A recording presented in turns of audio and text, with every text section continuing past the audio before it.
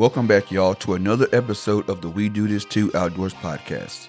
As always, this show is proudly brought to you in partnership with brands we truly believe represent the very best the outdoor industry has to offer. Before we get started, we want to give a huge shout out to Moultrie, Ula's Archery, Threads Custom Bowstrings, G5 Outdoors, Blackburn Apparel Company, Deer Pimp Scents and Lures, Vision Clothing, Bluebird Waterfowl Company, Angry Chicken Outdoors, Barley's in Houston, Texas, and last but not least, the good folks over at Retail USA. Thank you for making us feel like family and for building some of the best shotguns on the market. From trail cameras to elevate your scouting experience, to shotguns, archery setups, apparel, and scent control.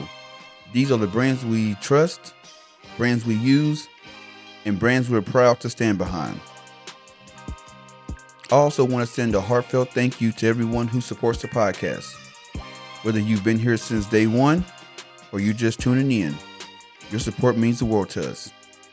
With that being said, let's dive into another episode of the We Do This Too Outdoors podcast with your boy, C. Will.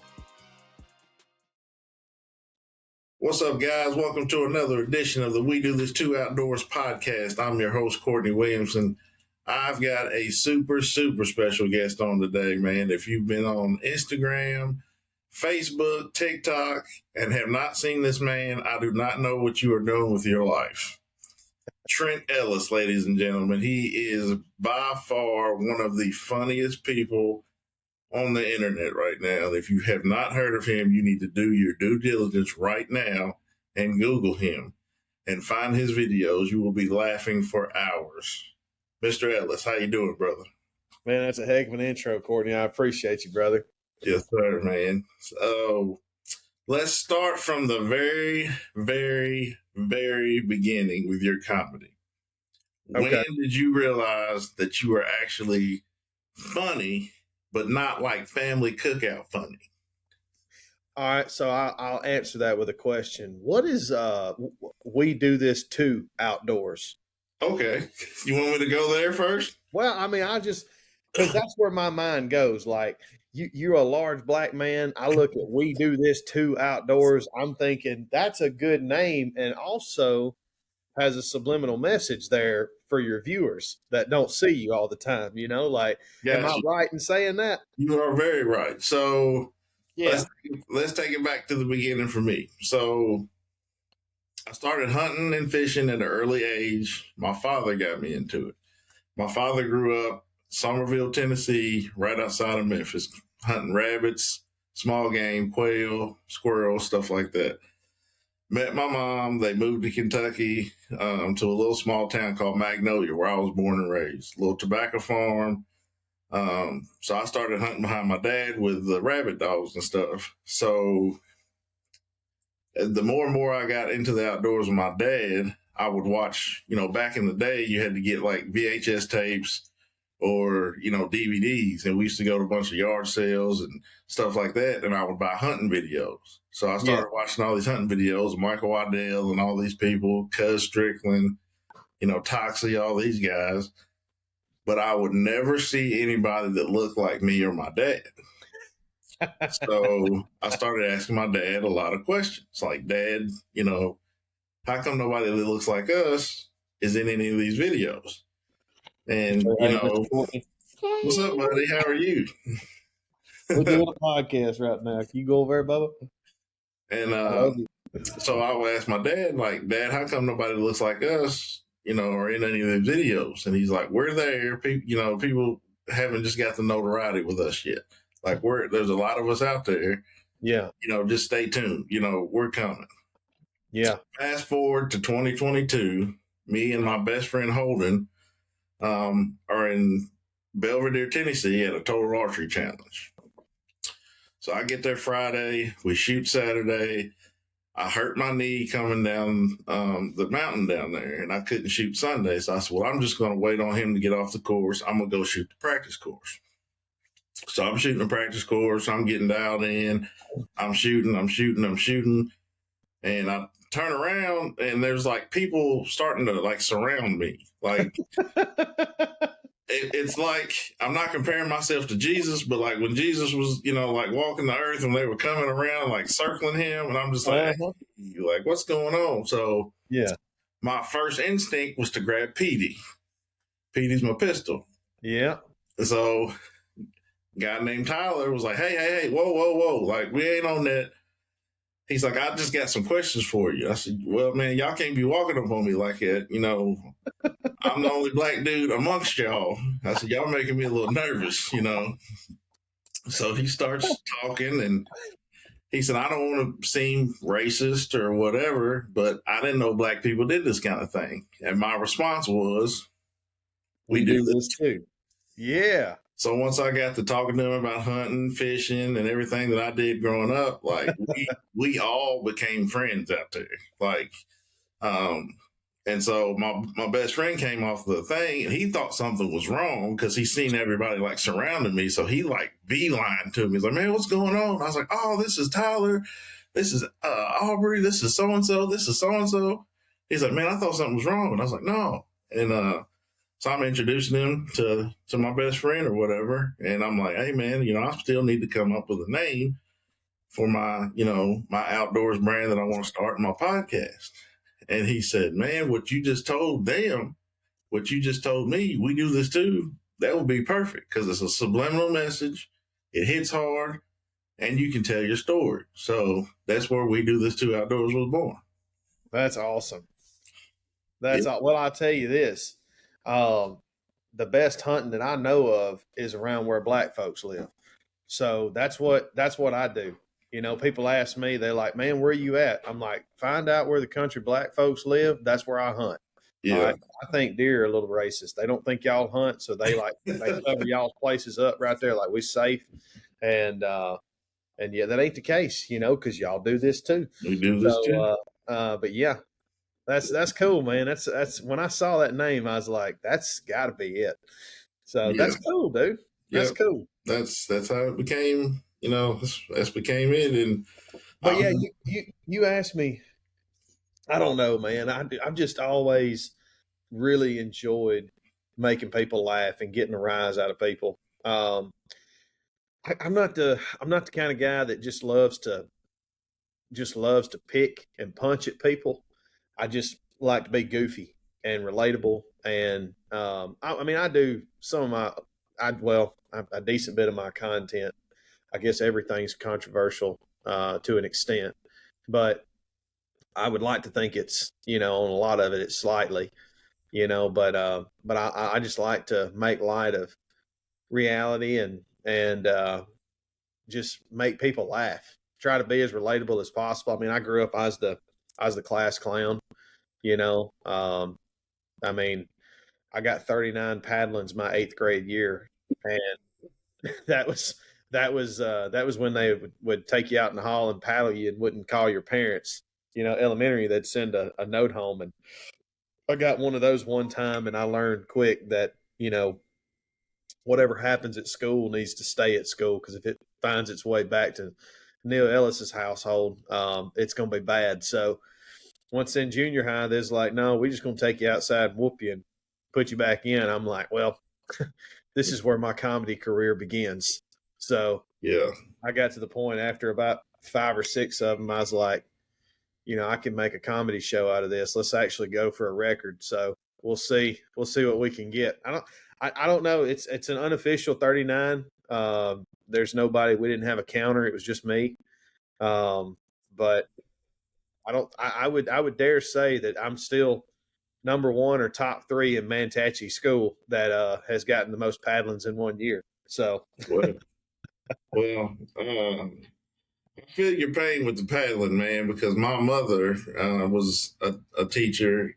She followed me all the way up to middle school, and then in middle school, she was right across the road from me in high school. So I knew not to act up because she's coming across that, that parking lot. And when you've seen Sue Williamson come across that parking lot, you knew it was business. I remember, man, I was in 4th grade.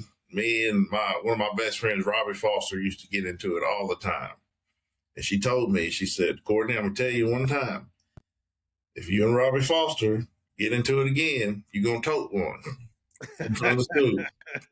And when you start talking about tote ones on there, people's like, what's he talking about? I said, I know exactly what he's talking about. So I got in trouble, and she made everybody leave the classroom. Well, she didn't realize one of my friends, Kyle, was still in the room. And Kyle was kind of across from him. He's real quiet. So Mama took a yardstick and did what she needed to do. And I'm sitting there yelling for Kyle to help me. And Kyle literally has a book, and he puts the book in his face and he turns. And I'm sitting like, bro, help me. And he's like, man, I wasn't messing with Miss Sue, so. And then she had the nerve. My mama parked in the back of the school, which was I was in the front of the school, and it took a good 10 minutes to get to the back. She said, you got 2 minutes to meet me in the car. I'm leaving you. So I'm crying, hurting. So I'm trying to take all the shortcuts I know to get to the back. And literally, as I get outside, my mom is about to pull off, and I basically jump in front of her car. And she said, you made it. Get in the car. And I got home. My daddy found out about it. I'll be damned if I got another one. I was going to say, yep. Yep. So, that's how it was back in the day, man. You get one at school, then you get another one from your daddy at home, man. So. Yep, that's right. That's what they wolfed the prison out of you. That's what I say. That's it, man. If my dad hadn't been there and to beat me when he needed to, I'd be in Parchman Penitentiary right now with some more family members. Hey, man, I got a lot of love in my heart. This is gonna sound bad for Parchman Prison, but I'm a big blues guy.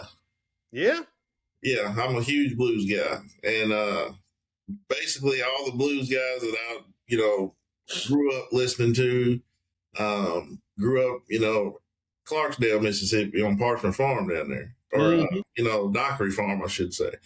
Muddy, Howlin' Wolf, Charlie Patton, all those guys, they grew up down there. So I grew up listening to a lot of that blues. I still listen to it now, man. And, a lot of them still talk about, their music, talking about Parchman, Parchman Farm. And I actually did my due diligence and, started looking up some stuff. And, that's basically, if you ever seen the movie Life with Eddie Murphy and Martin Lawrence. Multiple times. That's where they were, and just listening to those old guys talk about Parchman and trying to get out and hearing the pain in their voice and stuff like that, man. So it's just, the blues is in me, man. My dad grew up that far in Memphis. I love it, man. I drove the first weekend of February, a couple weeks ago. We went on a veterans duck hunt and out in Drew, Mississippi. And I drove by, I think it was that morning on the way there, I drove by Parchman. And it's out in the middle of, there's a sign. You're like, of course, you're going through the Delta, and there's a sign.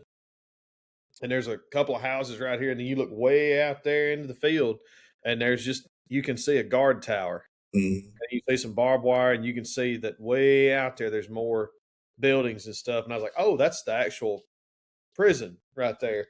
But I don't know, man. It's the Delta it's got a lot of history, a lot of bad history. It does. But nonetheless, it's got a lot of history there, and it feels, I don't know, every time I go to the Delta, I love the Mississippi Delta. But I don't know. It's some kind of weird feeling I get, I just, there's something about the farmland, and I look at it not from a historical standpoint, but just how good the hunting is out there. I mean, because you're hunting, if you're deer hunting, you're hunting world-class deer. You can actually hunt an average 150-inch deer in the Mississippi Delta. People don't believe that, but you can. And then, of course, it's great for waterfowl. I guess the only thing you really can't do in the Mississippi Delta is turkey hunt unless you're in the hills. Right. Once you get off the bluff and go into the flat Delta right there, it's just deer and ducks. But I don't know, just once I come off that bluff and go down into it, I don't know. It's just, I don't know. I've just always loved the Mississippi Delta. So ain't nothing like watching a sunset or a sunrise that you can see for looks like 10 miles, you know? Yeah, for sure. Yeah, I always wanted to make the trip down there. Morgan Freeman actually has a blues bar that's down there in Clarksdale that I'd love to go to. And I think they have a big blues festival down there I'd love to go to. Yeah. And I'd love to meet Kingfish one day. Yeah. You know, that was one of my dreams to come down there. And, you know, like I told you, man, like when I came down to Mississippi, I didn't want to leave. Like it was one of those, like I grew up in a very, you know, country, you know, atmosphere here in Kentucky, man. But like Mississippi, man, it was something different. Like it was just, you know, people's friendly here in Kentucky, man. But down there, man, like everybody, I mean, it was a different type of friendly. Yeah. I'm like telling my wife, like, I don't want to go back home. You know, and she's like, you better come back home, you know. But where did y'all mainly visit down here? Was it we went to West Point, and then we kind of drove up to Prairie, Mississippi, if you know where that is. And that's where my friend's hunting camp is. Shout out to Anthony Dale, he's from down there. We got to stop at, you know, Mossy Oak and go in there and look at all those pictures of, you know, all the old guys, you know, Mr. Fox and, you know, Toxie and Michael and, you know, all those guys. I'm like, man, this is a lot of history here, man. You just feel the history down there, not just the blues history with me, but it's the hunting history as well. Yeah. And I like to play both sides of the fence because I know both sides of those, you know, both sides. And I know the hunting portion, and I also know the blues portion, and I also know, you know, the bad stuff as you mentioned earlier, you know. But I think we've came a long way since then, and we're getting a little better with being more accepting to people and whatever. And kind of the older generation has died off, and you know we're getting more accepting. So that's what I feel. But I would agree with you, man. I really do. One of my best friends, he's black, been black a long time, as far as I know. So, you know, I ain't holding that against him or nothing, but I feel like, you know, the Mississippi burning days and all that hard racism and stuff, it's gone. I feel like, you know, racism is going to be something. It's going to be something that we'll deal with for the rest of mankind, you know, or for eternity, I should say, while we're here on Earth.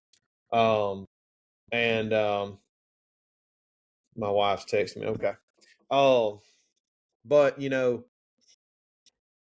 yeah, I think we're in a much better place when it comes to that. And people, I think realistically, I don't know of one person that looks at someone and the first thing they ask is what color are they?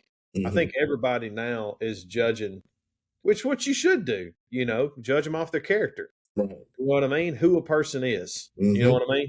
Right. And everybody gets a fair shake at that. Yeah, some folks are going to get, you know, clumped together with others and everything like that. But that's everybody. Everybody does that, you know.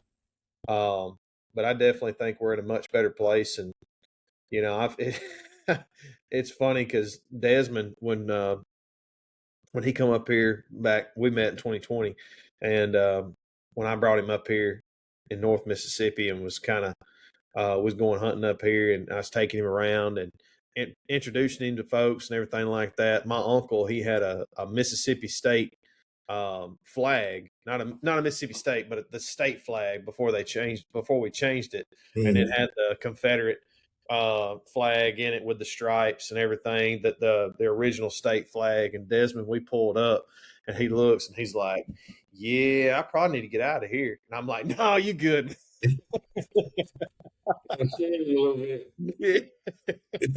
Yeah.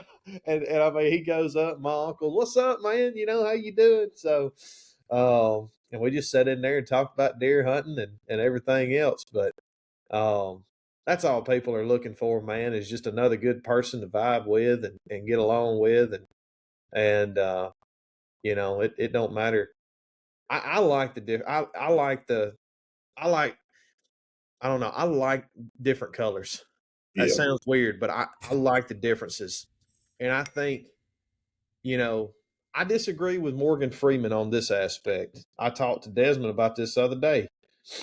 He pointed out, he said that quote that Morgan Freeman quoted when he was in that interview with that one guy, he said, how we end racism is we quit talking about it. You quit calling me a black man. I quit calling you a white man. You're a man. I'm a man. I get that. But at the same time, I'm a Christian. I believe everything happens for a reason and has happened for a reason. I think God made you black for a reason. He made me white for a reason. And I feel like to ignore what God has done with us and made us how we are is to say, not be thankful for that, not be grateful for that. And I think that should be celebrated, And so, people a lot of times with me, I'll be like, yeah, Des, he's my black friend. People will be like, whoa, what? He's your what?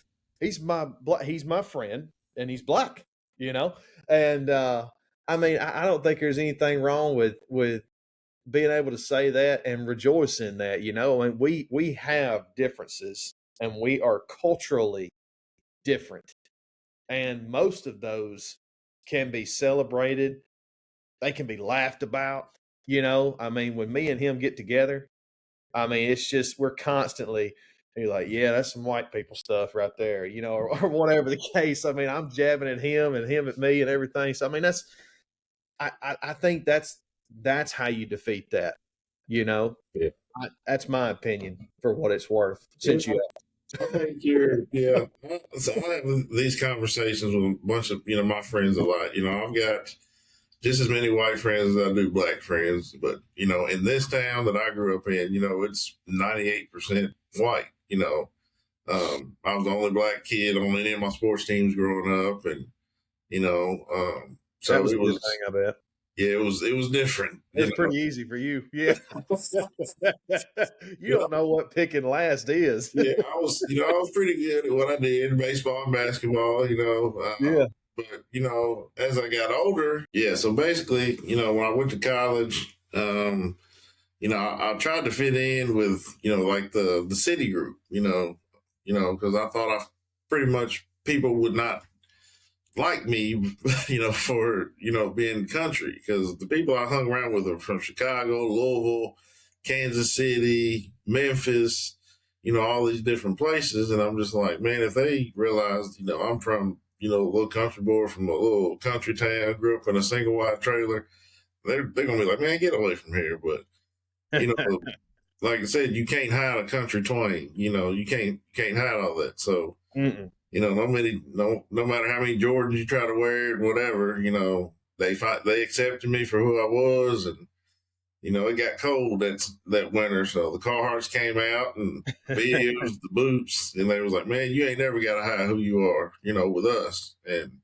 that's when I knew I'd found my people, my group, and yeah, we still talk to this day. And, they're just like, man, I'm proud of you for what you're doing. We always knew that you loved the outdoors and stuff. So I'm glad that the masses are getting to kind of hear your story and other people like you story. So yeah, it was pretty cool. So that's cool, man. That's cool. Yeah, you can't hide who you are. I heard something yesterday, and it was on freaking one of my favorite movies, Avengers Endgame. Nice. And where Thor goes back in time and he's talking to his mom, and of course he's, in this one he's gained a bunch of weight. He's got a big beard and long hair. Well, he's got long hair in most of them, but he looks terrible. And he's talking to his mom, from the past and everything, and she said something like a hero is only measured off of how successful he is in being himself. And I'm paraphrasing now. You'd have to look it up and see exactly what she said. But what she said is like, I know it's a movie, but dang, I was like, dang, that's freaking profound, man. Like, yeah, there's so many people out here trying to be somebody else and trying to fake it and everything like that. And it's like, I try to tell everybody that tries social media and ask me about it. I'm like, dude, you've got 1 million followers. you just don't know it, and they don't either. You know, you could do the same thing I'm doing or somebody else, and there's a million people out there that would rather watch you do it than me for whatever reason, you know, but you just got to be you, you know? So, yeah, but I really appreciate the conversation that me and you had at the NWTF. Because sometimes, man, like I was telling you, I can post something stupid about the Super Bowl because I'm a clown too. I'm nowhere near as funny as you, but I love trying to make people laugh, and I'm just, you know, I can post something crazy, something stupid, and I'll get 10 million likes, you know. But as soon as I post something about my brand or, you know, a new podcast coming out or, you know, something I got going on, I got the same like 25, 30 people. And it's just like, why am I doing this? You know?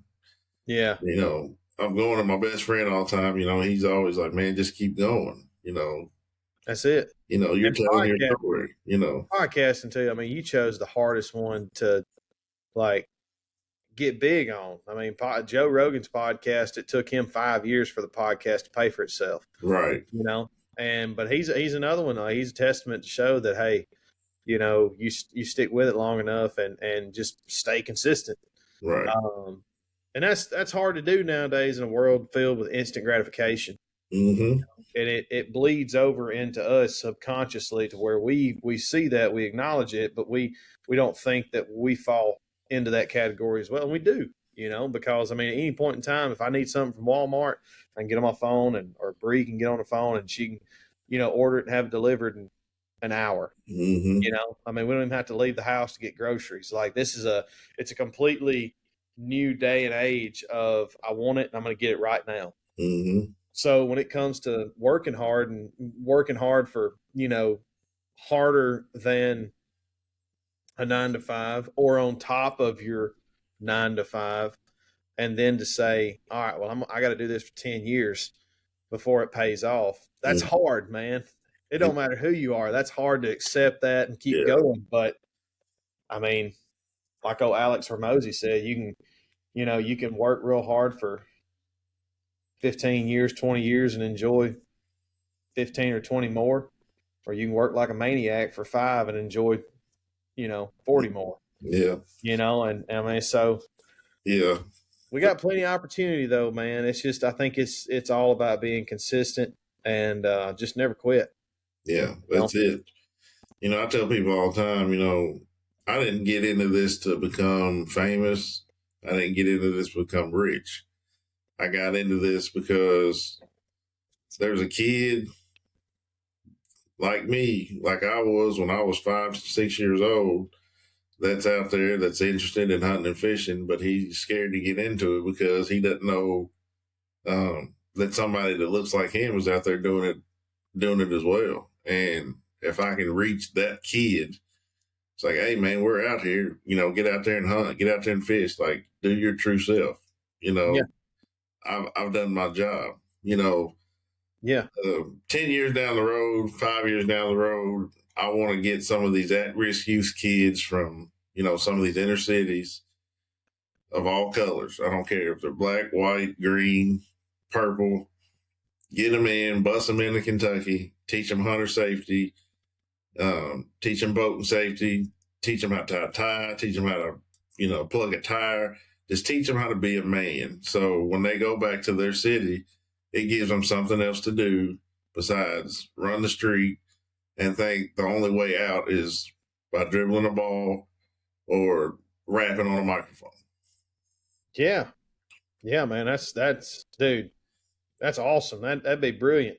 Yeah. You know, and by the way, you're the only one that can do that. Because if I do that, that would not look right. You know what I mean? It's like, y'all come over here, get out of that city. I'm going to show y'all how to act right. Like that just doesn't sound as good coming from me. But that's dude. Yeah. I mean, you just take your name. We do this too outdoors. That's your camp right there. That's your youth camp for inner city kids. We do this too outdoors. You can do this too, you know? Yeah. I mean, so that's cool, man. That's a great exactly idea. What I want to do, man. But yeah, man. So, you know, some of your, you know, I'm a big Richard Pryor fan. I always have been. He's my GOAT. in the comedy world? Like, who were some of your influences, coming up and doing your comedic? Well, first, man, I never thought that I would be doing what I'm doing. So I never honed in on one specifically to like study and all that. I mean, I was always growing up a huge Jim Carrey fan. Yeah. And, I watched all his movies, and I actually back years ago found his stand up on YouTube. I don't know if you know that, but he did stand up. Yeah. Oh, yeah. And so I watched a lot of that. I've always been a big stand up comedian fan. I grew up watching the Blue Collar Comedy Tour with all those guys. But I also too, like, man, I just love comedy from all over. I didn't watch Richard Pryor a lot, but one thing that we watched a decent bit, and I watched a decent bit as a kid, was Sanford and Son with Red Fox. Yeah, man. I used to love that because I would always say, like, the way they see, even though they were in LA, like, they came from the country, country people are just country.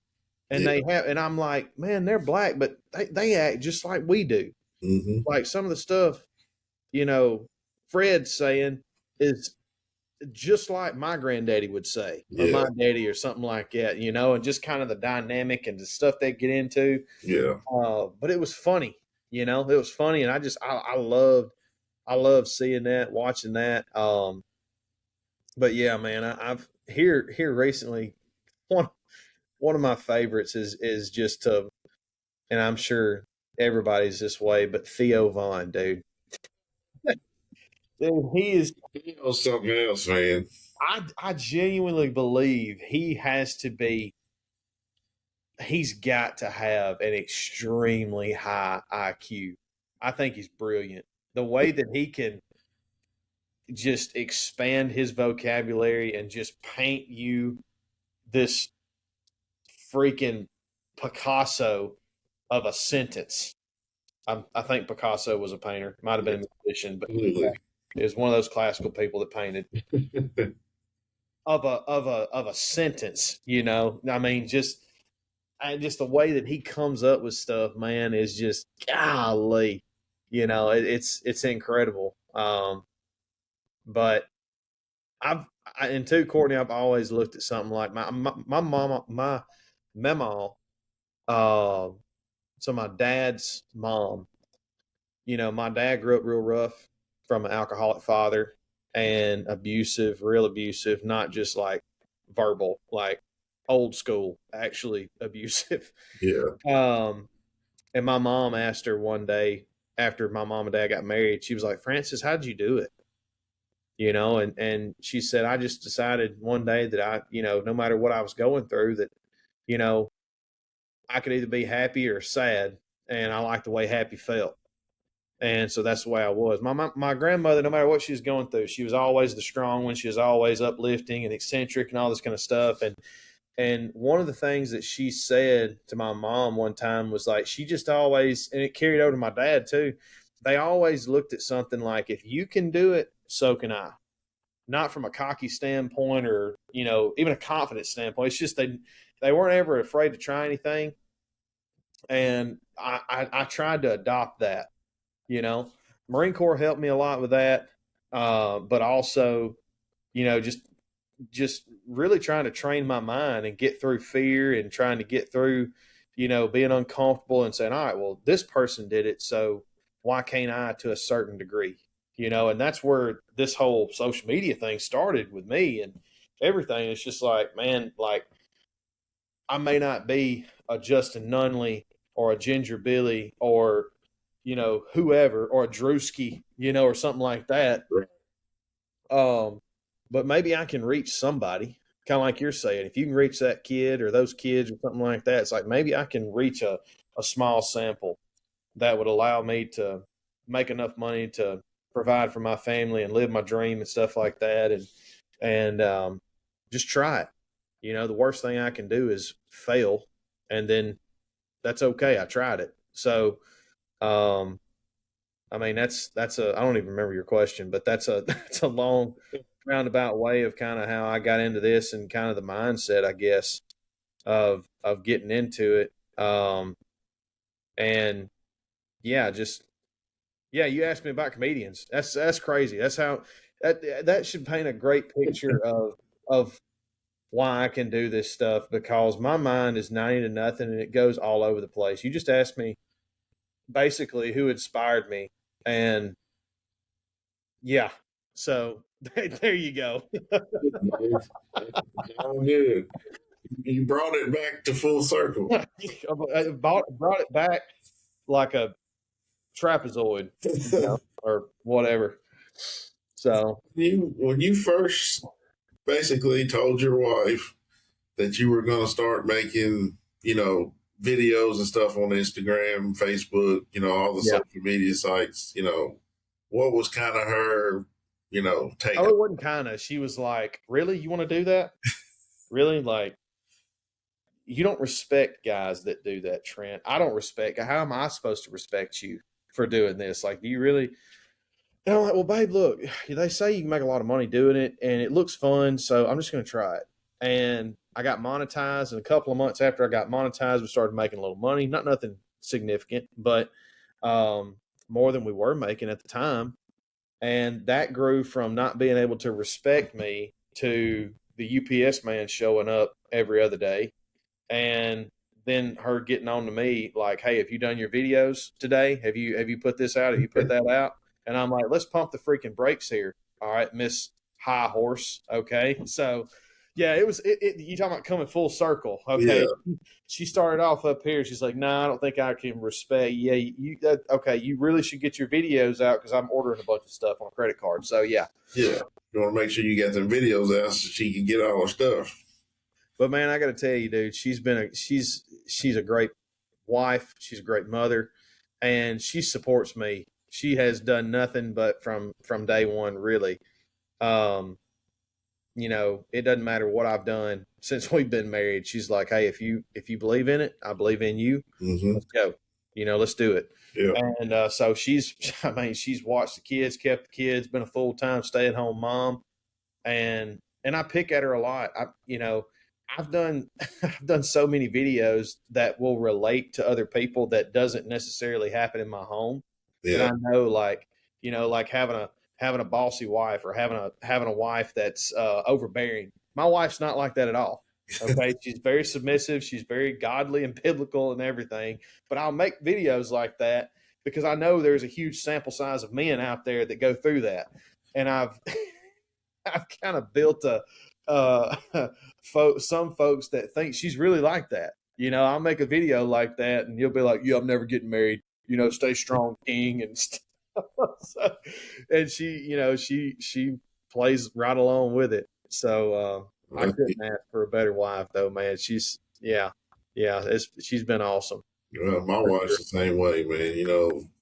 The Bible said, he that finds a good woman finds a good thing. So, I'm a very godly man as well. And, my wife's always supported me, no matter what I did. And, when I told her I was going to start my brand and my podcast, she's like, "Do it." People will love it. I feel like just because of your personality and just how you connect with people, do it, and, here we are, 2.5, 3 years later, and I've got a freaking Trent Ellis on my podcast. So, well, raise your bar, brother. Raise your bar, man. It was pretty funny, man. Like when we met at the NWTF, and and we you walked by me or whatever, you yelled said my name, and I was like, it was like I like fanboyed out for a minute. I was like looking at my wife, as Trent Ellis knows my name. I did the same thing, man. I walked right by Michael Waddell, and I was like, I just grabbed him because it was right there by his booth, and he was about to leave, and I just wanted to grab him and tell him good to see him and everything. And as soon as I grabbed, I was like, hey, Michael. He turned and he's like, "Oh, what's up, Trent?" And like inside, I'm like, he knows who I am. Yeah. Like I was like, oh my God. So man. So yeah, that happens for everybody, man. But Yeah. It was pretty cool, man. So what was that first video of yours that like really like took off that you started doing? It was on Facebook. I posted from, I guess, probably after the first month of me doing it, I started posting on every platform. And I want to say I started August 24th of 2023. I want to say by October or late September, I had a video hit 1 million. Wow. And no, it couldn't have been that early. I think it was like in October, November or something like. Anyway, I'd been doing it a few months, and I had a video go out, and it was me. It was me playing me and another character, and I had my boat parked in the carport, and I took this deer right here, that one off the wall, and I set it in the boat to where you could just see the horns coming out of the boat. And I walked up, and basically, I've got a character that's like, this is my deer, I killed or whatnot. And the other guy, B, is asking questions like where, how, and everything. And basically, that was a high fence deer in the deal or whatnot. And I was talking about how hard I hunted for it and everything. And the other guys talking about like, dude, you were hunting over 400 pounds of corn, like to the stand.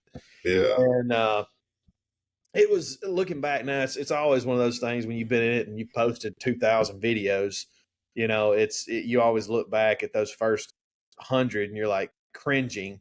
I mean, the timing was off, the captions were off, everything was just terrible about it, but it was controversial, and it was enough to get the comments going. I think when I originally posted it maybe a couple of weeks, it only got 5,000 or 6,000 views, and which at that time was a pretty decent video for me. Anything around that 10, 15, 20, I was happy about. And then I woke up one day and I had more notifications, like I had a red 99 notification or whatever on TikTok. And I think it was TikTok or no, it was Facebook. And I was like, what the heck's going on? I look on Facebook and it had like 100-something thousand views. I was like, oh my gosh, this thing just hit 100. And I started freaking out. Well, after about 3 days, it got up to over 1 million. And I was just like, so my first video that did 1 million was off of a delayed explosion. That's what we call that. You put a video out and then a week later, a month later, a year later, it goes off, delayed explosion. And it started, that's where I started grabbing followers on Facebook. And it was never one of those things where I woke up and I just had 500,000 followers, but it was a gradual incline. It just started slowly. I kept going and kept gaining and gaining and gaining. And that video gave me some momentum. And I remember that instant gratification of looking at that and just seeing the views and seeing the comments and seeing the response and getting the followers and all this. I wasn't monetized at the time. So, I mean, it was just, I don't know. It was very addictive. Yeah. Very addictive to see that and that's what I'm constantly doing. I'm just chasing the next video. It's like when I post a video, I never, like when I posted that video of me and Dez a week or two ago, it's gotten 35 million views on Facebook, 20 something on Instagram. My biggest video by far. And the next day I'm putting 3 more videos out. Yeah. I'm just like, hey, that's great. I love that.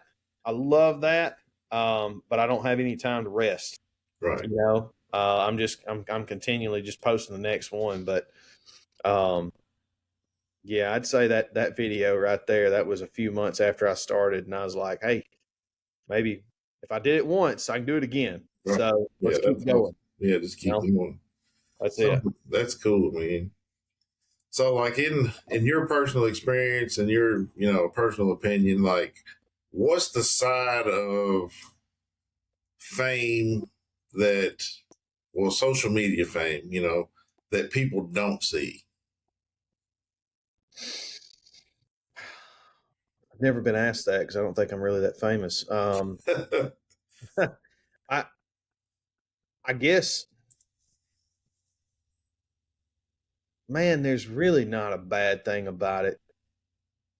Who in the grand scheme of things, obviously you don't want to post like your address and stuff like that because people, there's crazy people out there. But I also think I have a lot of content that goes out that people would second guess coming up my driveway. You know what I'm saying? Like, Yeah, I'm not, I'm I'm like not the the 50 best carbon person that to you test just put out. out. Yeah, I'm not.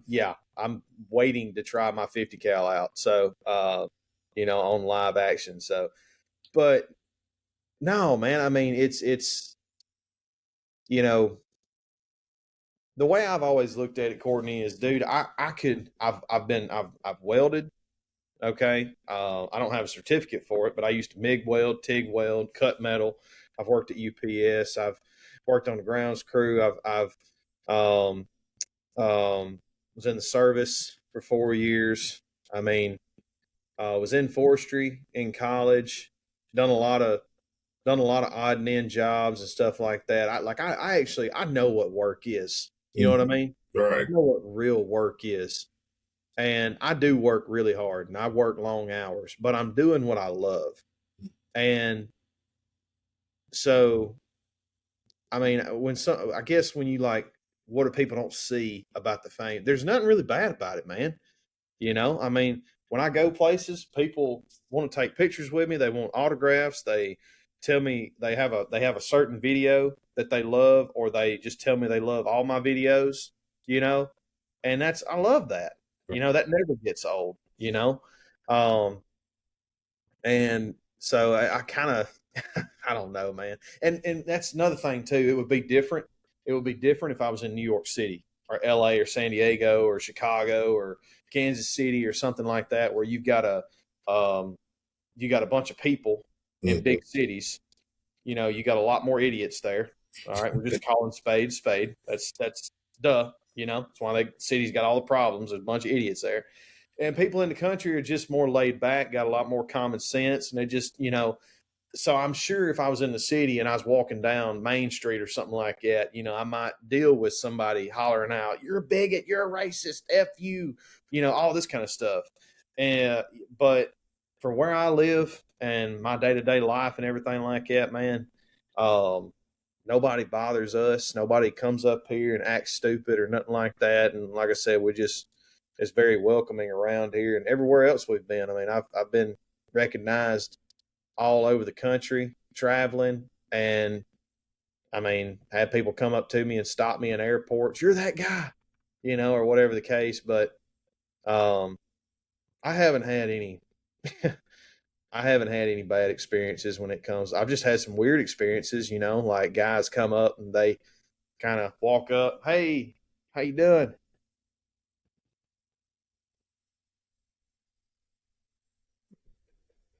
"Cold out there, ain't it?" "Yeah."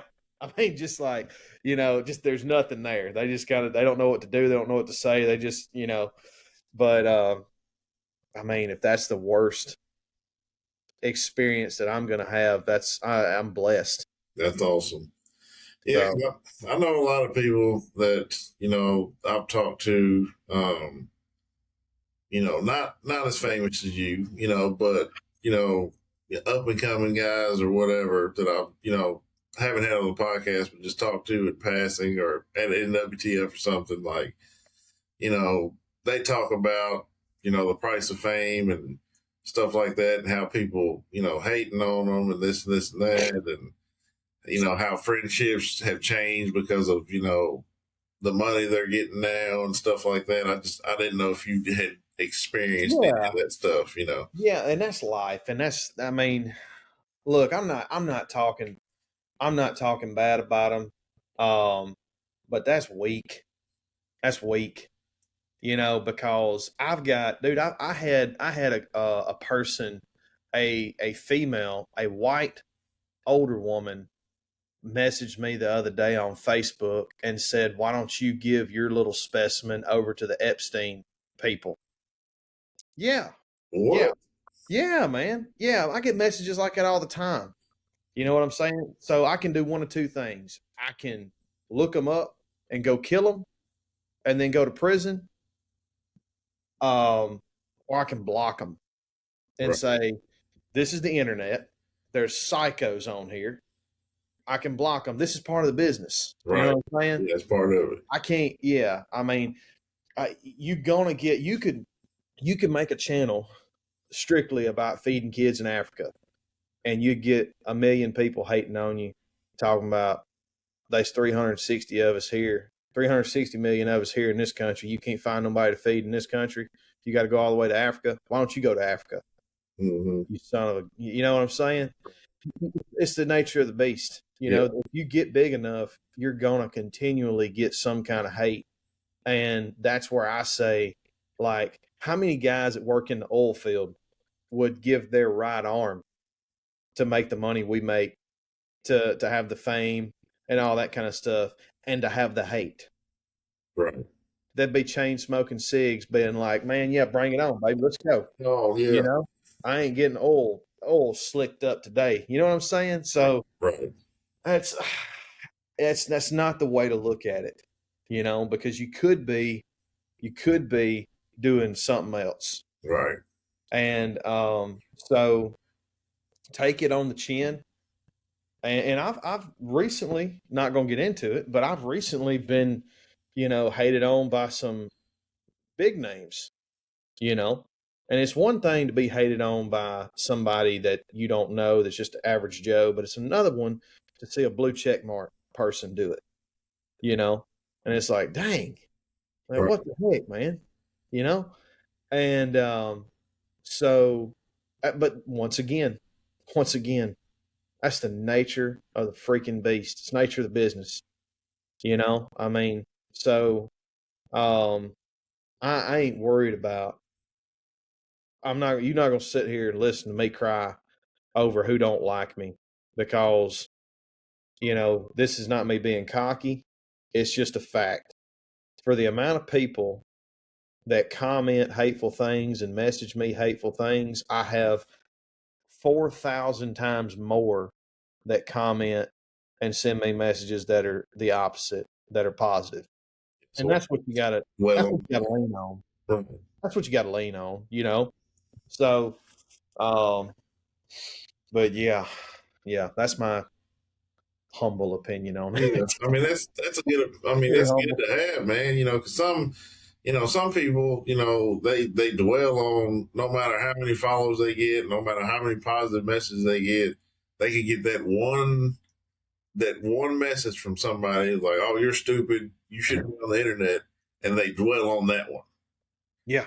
And I'm like, dude, like, of all the people that you've met and all the people that are telling you positive things, like, why are you dwelling on that one person? Like, block them and go on. Mm-hmm.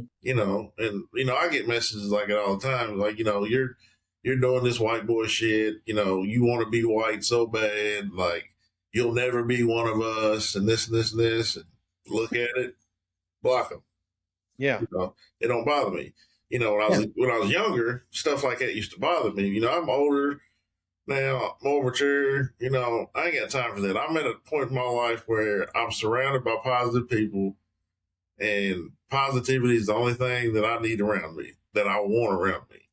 And That's I'm right. teaching my son the same thing right now. You want to be around positive people, and you want to be a positive influence to your friends. That's right. So that negativity, don't even give it a voice. That's right. Just walk away from it. Yeah. Yeah. And dude, I know that I've had friends, close friends of mine that I used to hang out with a lot, that I'm sure I don't talk to much more, probably because of jealousy, that I've kind of thought about and looked back, and maybe it was me. Maybe I said something or didn't say something that was off color or whatnot, or but people, especially in small town Mississippi, small town wherever you are, people want you to do better as long as you don't do better than them. Man. And you know, that's where old Tracy Lawrence song, you find out who your friends are. Mm-hmm. But there again, you can sit in the corner and you can say boo hoo hoo. I don't know why these people think I'm like that or don't like me. Or don't. Well, first off, they really don't like themselves. Mm-hmm. All right. They hate where they're at. They hate their job. They wish they could be you, whatever the case, but they don't have the balls to go out there and say, I don't care what people think about me. I'm going to make a fool of myself and I'm going to post it. Because there's 100 guys in this county that's funnier than I am, if not 1,000. But they don't have the discipline to be consistent, or they don't have the ability to shrug that side of what are people going to think about me off, or they just they don't have the get up that says, hey, I've got to do this and work. I can't have my cake and eat it too just yet. But like I say, you can't dwell on that. I mean, you just got, and then I surround myself with like-minded people. The people that I talk to on an everyday basis don't live in this state. I've got one or two guys in this state that I talk to every week. And the rest of them are out of state in the industry, and we're all trying to get towards the same goal. And so, it's natural. It's not, and that's how that's how things evolve. I mean, your high school relationships that you have, everybody says when you get to college, they'll go away, and it'll be different. And then when you grow up and you get married and you have kids, that changes everything. And it does. And it's just life. That's all it is. A lot of it ain't personal, a lot of it ain't jealousy and all. It's just people are dealing with their own crap. People got their own life to live, and they don't want to hang out every Friday night. They want to come home. They want to eat supper. They want to watch the news. They want to go to bed. They wore out, Yeah. So, but yeah, man, that's just life. Yeah. That's me, man. Like, besides my best friend here in Kentucky, he lives 30 minutes from me. The guy I talked to the most was my boy Trey. He's got a podcast called The Dreaded Archer, and he lives in Texas. Me and him talk every day. Hey, I got so-and-so on the pod today. Who you got? Well, I got, so-and-so on the pod today. Well, how you structuring it? Well, I'm going to say this. I'm going to say that. I'm going to say that.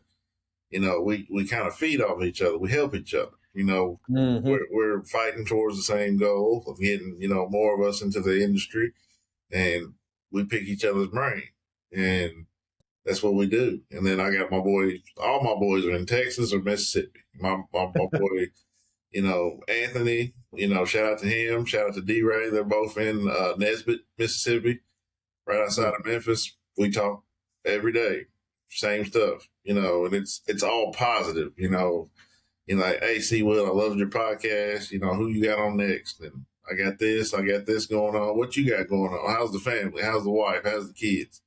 Mm-hmm. It's all positive. There's no negativity. It's like, I ain't got time for this negativity. It's like, you ain't got nothing positive to say to me or, constructive criticism.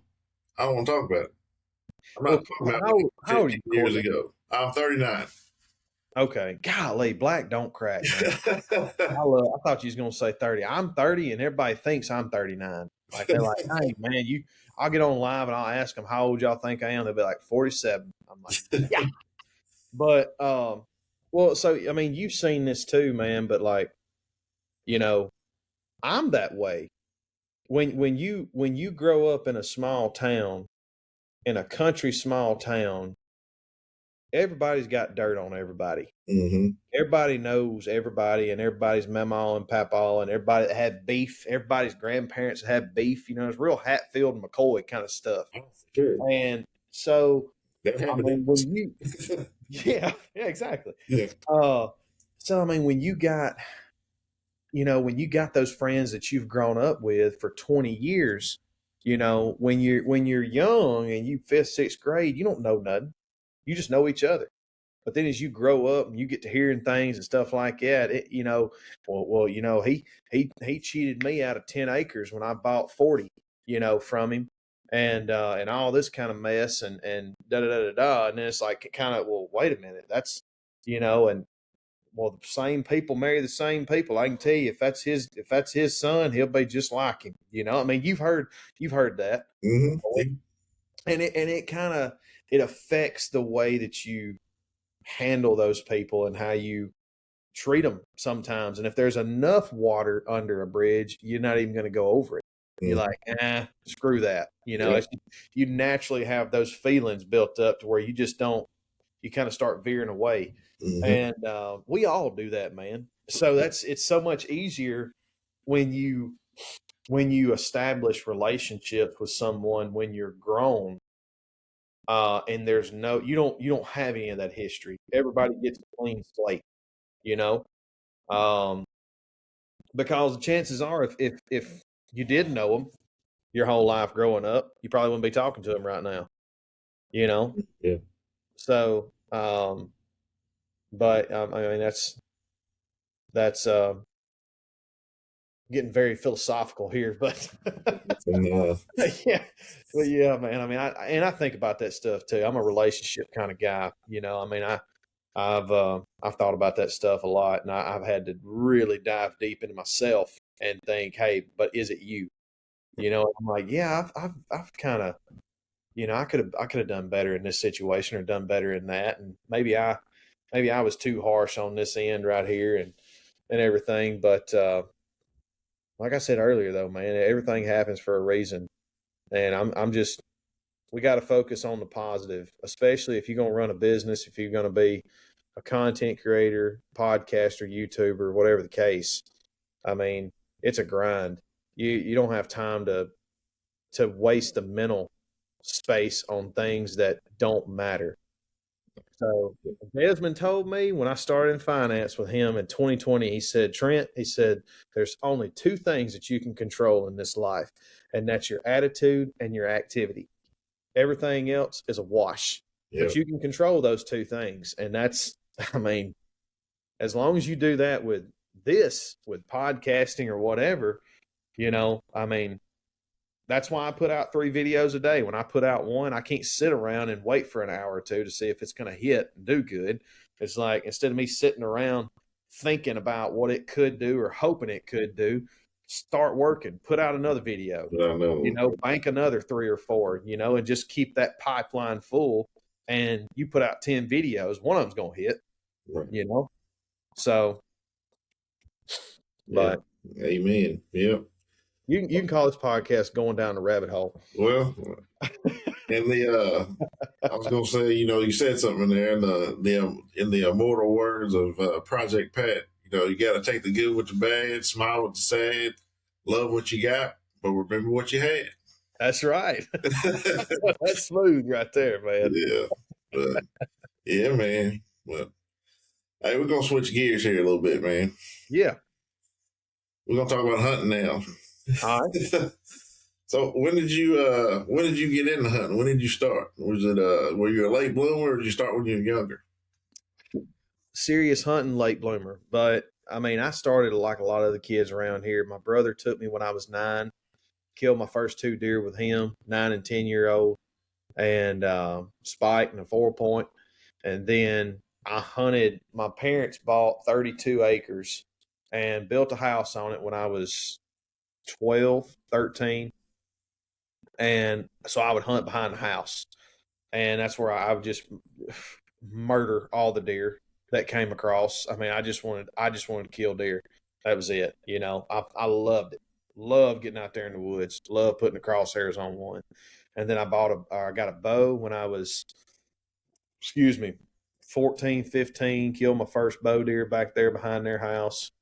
Fell in love with that, and just the feeling of being an actual woodsman, Yeah. And then I joined the service, and I got to hunt a few times in 4 years, which taught me how much I loved the outdoors and how much I loved hunting because, I mean, dude, it sucked. Like I had never missed anything like that in my life. Like I was on my second deployment and we had outgoing artillery and I was woken up by the ground shaking. And I was woken up from a dream. I was behind my grandparents' house mowing down deer with a 30-30. I was literally just mowing down deer in this dream, and I was like, I can't believe I'm here. You know, it's one of those that you're so engulfed in it, you don't even realize it's a dream. Yeah. And then I'm like, I feel the ground shake, and I'm like, what the? And then I wake up, and then when I got out of the Marines in 2017, I was like, no holds barred. I am hunting every opportunity. So that's when 2018, I killed my first turkey. I started hunting public in 2017 and have primarily hunted public ever since. Whether it was turkey, deer, didn't matter. And that's where I really got into it. You know, I started watching a lot of the hunting public. Met a guy at Mississippi State who's one of my best friends, Tyler Hines. He's the manager now of Roosevelt State Park in Morton, Mississippi. One of the best woodsmen I've ever met in my life. You know, and him going and hunting with him and just listening to him and paying attention to what he does and asking him questions. He taught me a lot about how to, because he grew up in the public woods. Right. You know, I grew up on the private woods and all my buddies hunted private too. So, and there's a huge difference. That's a big difference. And so I learned a lot from him. My brother at the same time was hunting public together with me. And shout out to my brother Trent Ellis. Y'all check him out on YouTube, Facebook. He's Jimmy Ellis on Facebook, but he killed a 137-inch deer this year. It's on the YouTube channel. But yeah, we've been hitting it hard, man, and it's just hadn't really slowed down at all. I've just been, ever since I was 9 years old and killed my first deer, I was like, man, I want to do this as much as possible. So much so that like before I killed my first deer, like 2 or 3 years before when I really started wanting to go, but they, you know, wouldn't take me for whatever reason. My dad never really hunted. His brother was the redneck that you know, once he was 15, he got in with his buddies and started hunting. He showed my brother how to hunt. Trey took me. But when my uncle and my brother would come back from hunting and they would have killed a deer, I would cry. And I'd go in my room, I'd see the deer and I'd cry. And I'd go in my room and I'd just bawl. And I'd just be so mad that I couldn't have gone. I can't, you know, so I don't know, dude. I think it's an abnormal obsession with getting out into the woods and hunting because I love it. So I'm sure it'll transition into watching my son doing that here in the short few years ahead. Yeah. I'm right there with you, man. My son, you know, he missed his first deer, not last year, it was the year before. Broke his heart, you know, blood everywhere. We tracked it. I don't know where the deer went, you know. And you said he missed it? He missed, well, he hit it. He missed it, there's blood everywhere. Come on now. He didn't find it, you know, okay. So kind of, you know, it broke his heart. And then he didn't go hunt with me at all last year because he was just like, Daddy, I don't want to do this anymore. I said, well, dude, I did the same thing, man. I went back the next year, but the year, so when I was 8, my uncle took me and I shot a 6-point in the leg and there was blood everywhere. And we heard the deer walking in the woods right there when we went down there to check. And he's like, he's going to lay down and die. So we'll come back in the morning and get him. And I go home and I'm freaking pumped. And I'm like, oh my gosh, I just shot a 6-point, blah, blah, blah, blah. And we go back the next day and don't find him. And I'm like, oh no, like ghost white, like holding in, sobbing, tears going home. Yeah. And it was like the last weekend of hunting season 2. So I was like, I've got to wait an entire year. Yeah. For this crap again. So that's the part I hate, you know. And you know, my son was like, you know, Dad, I don't want to hunt or whatever. And I was like, okay, whatever. And then I killed a 148 and an 8 this year. My biggest deer to date. And brought him home and I just seen he just lit up. My son He said, Daddy, I want to hunt again. I said, Heck yeah. I knew it. So Uh-huh. this year I'm going to take him out, try to get him a turkey. I just got him a little 410 game lander that Rite just came out with. Shout out to Rite. There we go. Can't wait to get him out there, and get him his first one, and just see that smile on his face that I had, the first harvest I ever had when I was a kid with my dad, man. And this deer I killed this past year, man, it was more emotional this year because my dad passed in 2014, and he's no longer with us. And then Dad wasn't a big deer hunter. He didn't hunt deer. He hunted the small game stuff. He loved rabbits, loved quail, dove, stuff like that. And when I walked up to this deer, I'm checking him out or whatever, and I kneeled down, and I always say a prayer over anything I harvest. That's just how I was raised. And I felt something on my shoulder. And I hear my dad's voice. I'm getting emotional just thinking about it. I hear my dad's voice say, "That's a good one, Junior." And that's what he called me, was Junior. And I'm not a junior, but that's what he called me. And I looked up over my shoulder, and there's this little white orb. And it just kind of floated away. And then when I tell you, when I got in my truck, I cried like a newborn baby for 30 minutes until my best friend got there. And I told him the story. He said, "Dude, that's crazy." I said, "Man, I don't know what it was with this one. Like, it was just a whole different ball game, And I want to experience that with my son, him killing his first one and whatever it is, and him holding up, "Daddy, I did it." It's just that I want that feeling that I had with my dad, Yeah, exactly. So that one was just crazy, but I'm really looking forward to it this year. So, now, how old is your kid? My son's 8. 8. Yeah, that's the age, man. Yeah, he's 8 years old. He goes with me to the NWTF every year now. He loves hearing the turkey calls, loves hearing the duck calls. He loves going out to meet people. Like, we had to walk. Well, you know how it was. I had to walk around all day long for him to meet Chris B. And the first day he wasn't there yet because we got there on Thursday. He hadn't made it in yet. So he's not here yet. And he's just, Yeah. So Friday, I made sure, went over to the G5 booth. There he was, face lit up, took a picture. He said, "All right, Daddy, you can go do what you need to do now." I said, "All right, bub." I said, "We got to go find Trent Ellis." That's when we ran into you, and yeah, man, that's we're awesome. here. I do have one special request for you this year, though. Yeah, okay. What's up? That turkey call that I gave you. Yeah. Make sure you use it, and if you kill one, tag me in it with that call, with the turkey. Just do me that big favor. You got it. You got it. I got it right here, as a matter of fact.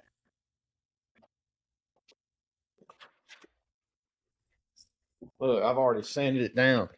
Look at that. I've already sanded this bad boy. I can't use it because my daughter's in there, and she's a temperamental human being. So if you hear this, she's going to let everybody know. I hear you, man. But, yeah, I got it. I don't know if you can tell, but I got it sanded down. Yeah, I see the sand right there. So there it is, ladies and gentlemen. Yeah, I did it. I did it at NWTF. I just sanded that thing down and raked on it a little bit. So, absolutely, man. Yeah, and I appreciate it. I appreciate the call. This is cool. Appreciate you, man. Yeah, appreciate the talk, man. I appreciate you, taking the time out to get on the podcast tonight with me, man. Just appreciate you taking the time out just to talk to me at the NWTF, man. And it was bittersweet for me, because the first time I ever walked in the NWTF was probably 2016, 2017, around in there. And I always wanted to be a part of that. And Rite gave me the chance to work their booth this year, talk about their guns, talk about their shotguns and stuff like that. And it was awesome meeting all those people. And then it was just even bittersweet to meet guys like you and Michael Waddell and people, just people like that you look up to and watch on TV to actually get to see them, Yeah. And just to see how genuine you guys are, stop and talk to you. I mean, you don't have to do that. I mean, you could have just walked on by and not said anything, but you stopped, you talked to me, my son, my wife, gave me some, some gifts of the game. I really appreciate that, man. Man, yeah. And dude, I'm gonna tell you, I don't stop. I don't blow smoke. And I'll tell you, dude, the only thing that I would ask you to do is keep being yourself, and you've already got 90% of it licked. I mean, you got a premise, for a podcast. It's got a lot of meaning behind it. So, one of these days, if you continue to do what you're doing and you keep the gas pedal to the floor and work as hard as you can, retail won't have you work in their booth. You know what I mean? Mm-hmm. I mean, they'll be wanting an appearance. And the only way that you can, really, I would just say, pay it forward, man. That's the biggest thing is like when I was coming up in this, and I'm still coming up, but I didn't have anybody to take me under their wing and tell me what I'm worth, when it comes to sponsorships and companies and, how to do this and how to do that and all this kind of stuff. And, I had to figure 90% of it out on my own. And, so I always said that if there was somebody else coming up competent that was working hard, because I get messaged all the time, hey, what's your opinion on this? Like, I don't, I'm not going to talk to somebody that I don't know is working hard. It's a waste of my time. You know what I mean? Mm-hmm. But I have helped friends and people that, have been working hard and stuff like that and trying to, guide them through a little bit and everything. And that's all we can do, is pay it forward, so when you get big, one day and you got somebody, trying to do what you're doing, just pay it forward, take that time, talk to them. And like you said, like you quoted earlier, don't forget where you come from, but yeah, man, I've enjoyed it, brother. And we'll have to get together and get you back down here to the SIP and do some hunting and get off in these sloughs and everything. And I need to get up there in them Kentucky hills and do the same thing. That's right, man. You're always welcome up here, man. And I always tell my guests, if there's anything that I could ever do for you, your family, anything, you just let me know. And if it's in my means that I can do it, I'm gonna do it for you. So, well, I appreciate it, brother. I do. Yes, sir, man. Would you mind if I said a little closing prayer for us? No, not at all. Sounds good.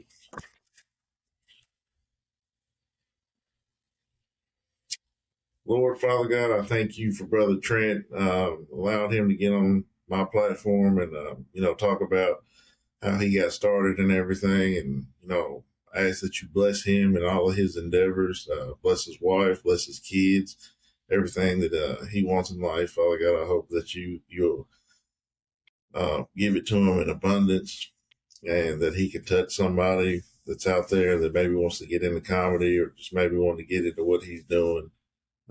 He's a light, Father God, that's shining, and you're letting him shine bright. So I just ask you just to let him shine even brighter and just to reach as many people as he can and let them know about Jesus Christ, Father God. And thank you for everything that you've ever done for me and my family and everything that you continue to do, Father God.